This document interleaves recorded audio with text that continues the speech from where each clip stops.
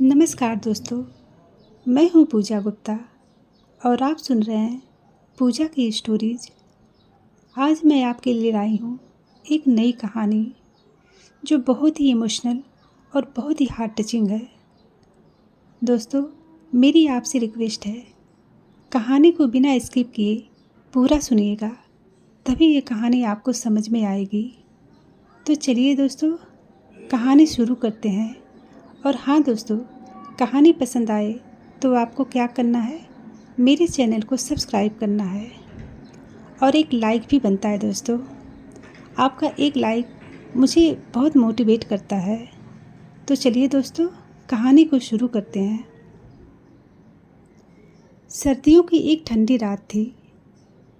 कोलकाता के एक पुराने डाकघर में एक बूढ़ा पोस्टमैन रिटायरमेंट के ठीक एक दिन पहले पुराने डिब्बों की सफाई कर रहा था।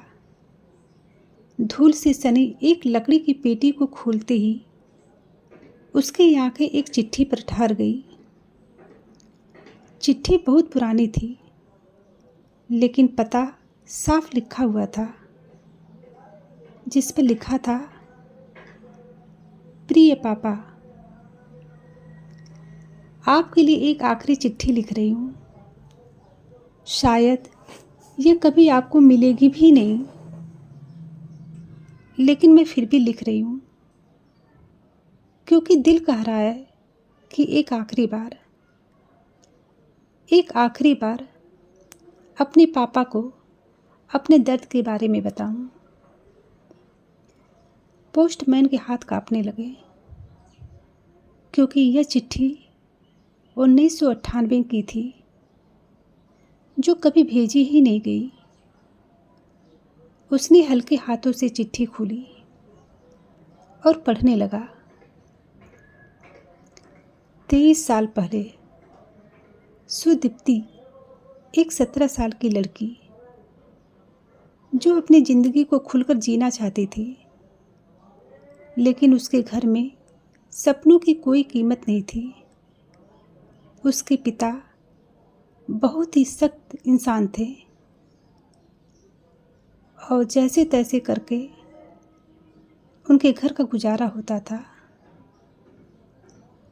वो हमेशा सुदीप्ति को बोलते, लड़कियों के लिए सिर्फ रसोई ही दुनिया है, सपने देखना छोड़ दो बेटा।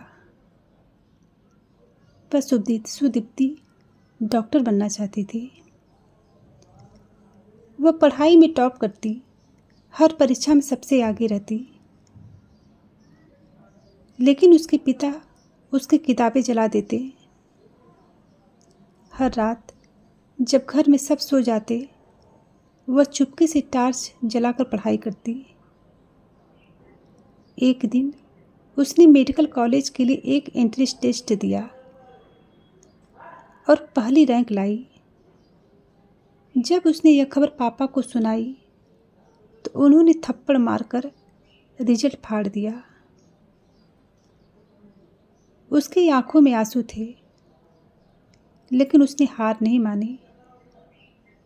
उसने चुपचाप अपने सपनों के लिए घर छोड़ने का फैसला कर लिया और वो घर से चुपचाप निकल गई। जिस चिट्ठी को कभी मंजिल नहीं मिली, उस रात जाने से पहले उसने अपने पापा के लिए एक चिट्ठी लिखी। पापा, मैं जानती हूँ कि आपको मेरा सपना पसंद नहीं, लेकिन मैं खुद को खो नहीं सकती। मुझे अपने पैरों पर खड़ा होना है। अगर एक दिन आपको लगे कि मैं गलत नहीं थी, तो इस चिट्ठी को पढ़ लेना। लेकिन वह चिट्ठी पोस्ट करने से पहले ही खो गई। बूढ़ा पोस्टमैन उस चिट्ठी को लेकर दिए गए पते पर पहुंचा। वह जब वहां पहुंचा तो सब कुछ बदल चुका था। दरवाज़ा खटखटाने पर एक बूढ़ा आदमी निकला। सुदीप्ति के पिता, सफ़ेद बाल, कमज़ोर शरीर और झुकी हुई आंखें, एक टूटा हुआ इंसान। पोस्टमैन ने कांपते हाथों से चिट्ठी दी। यह आपकी बेटी की चिट्ठी है, जो 23 साल पहले कभी आप तक नहीं पहुंच सकी। उसने धीरे धीरे चिट्ठी खोली। पढ़ते ही उसकी आंखों से आंसू टपकने लगे।